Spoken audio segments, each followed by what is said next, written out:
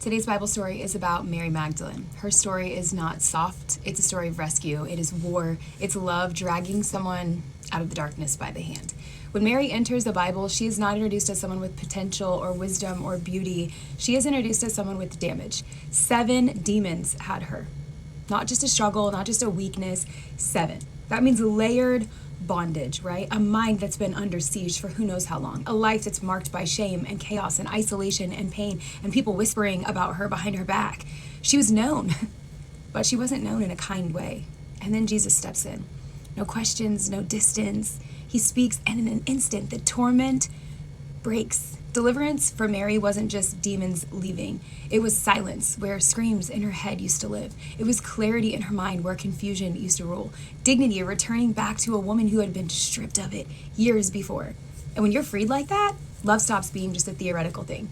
It becomes completely personal. Mary doesn't just follow Jesus casually, she follows him closely. Luke tells us that she travels with him and supports his ministry, and that means she is in close proximity to him, right? She is consistent. She is devoted to him after this.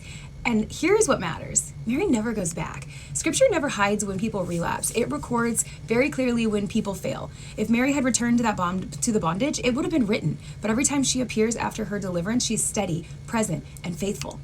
And that's because this was not just behavior modification. This was transformation for her. And here's where it gets good. Then comes the cross. Jesus is arrested. The disciples scatter. Fear takes over everywhere. Hope looks dead to them, right? But Mary stays. She stands close enough to watch the man who saved her bleed. She doesn't understand the plan. She doesn't understand what's going on. All she sees is this man that she loves, that she's followed, that has saved her and delivered her. He's dying. She doesn't know that the resurrection's coming. She just knows that love keeps her there. And after he dies, she goes to the tomb early, not dressed up, not expecting a miracle. She goes grieving and heartbroken and faithful with no answers at all. And Jesus calls her name. And she becomes the first witness of the resurrection. Not a disciple, not a leader, a broken woman with scars. Why her? Because resurrection is revealed first to those who know what death feels like. Because intimacy is born from gratitude. Because people who've been delivered love differently. Mary's story proves that freedom is not proven when life is easy. It's proven when everything hurts and you still don't go back.